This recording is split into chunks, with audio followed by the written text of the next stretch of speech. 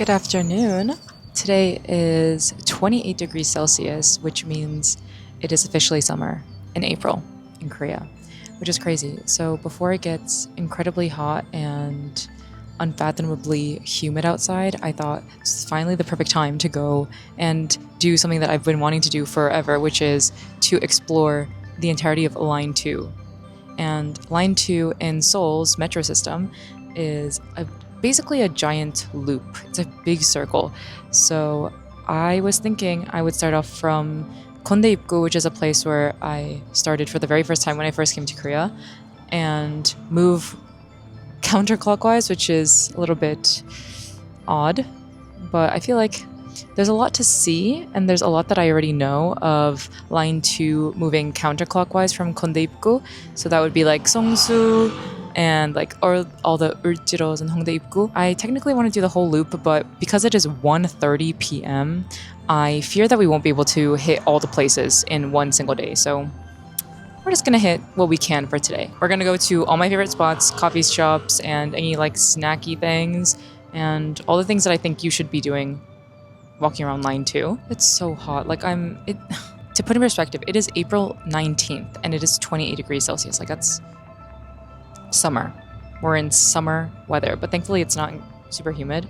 So first things first, we are already in kondae and we're going to start moving towards Seongsudong.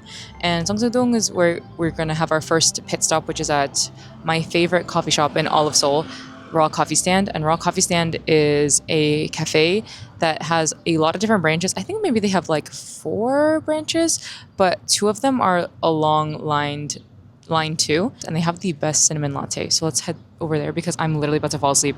It is so warm outside. Let's go.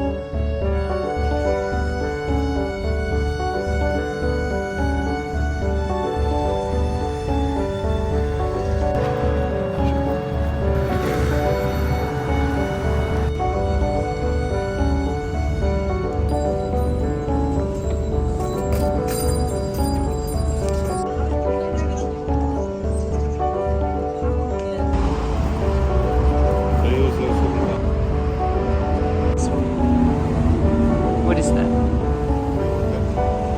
Should we get it?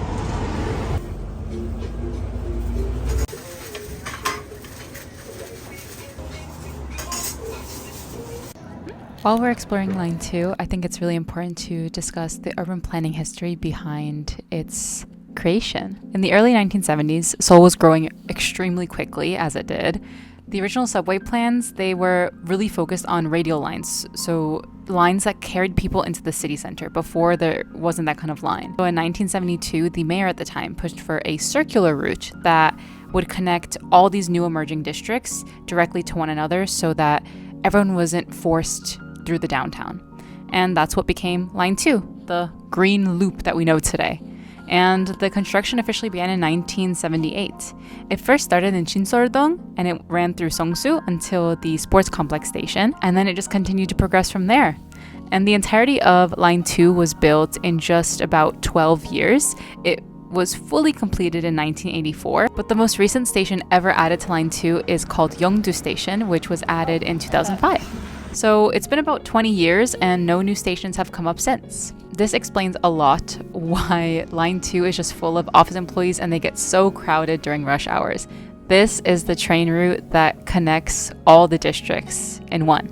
I think walking along Line 2 and getting to explore this side of the city, it helped me really understand where I live and how fast Korea was able to spring up. The history is incredibly important. I never sat down to really think about how everything worked together, and I think I have a new appreciation for the subway line that I so often take. I think this is an outing that anyone who's living in Seoul or is wanting to travel around Seoul should absolutely take. This was a great experience, and I can't wait to continue the rest of Line 2's loop. Help me. We're so close to the end. The next station that we're going to pass by is Ihwade, and that's just 2 stops away from Hongdae, and that was our ultimate goal for today, to go from kondae to Hongdae. Oh my god, maybe we're gonna make it. I can feel the tears welling up in my eyes. So let this be done. I'm so tired, and I've only walked like 16k steps. I've done 30k easily in Japan. Why am I so tired? Help. But it's been really interesting to see all the different sides of Seoul, because I've never walked past all the different stations back to back to back, and the vibe of each place has really changed drastically. It's really interesting.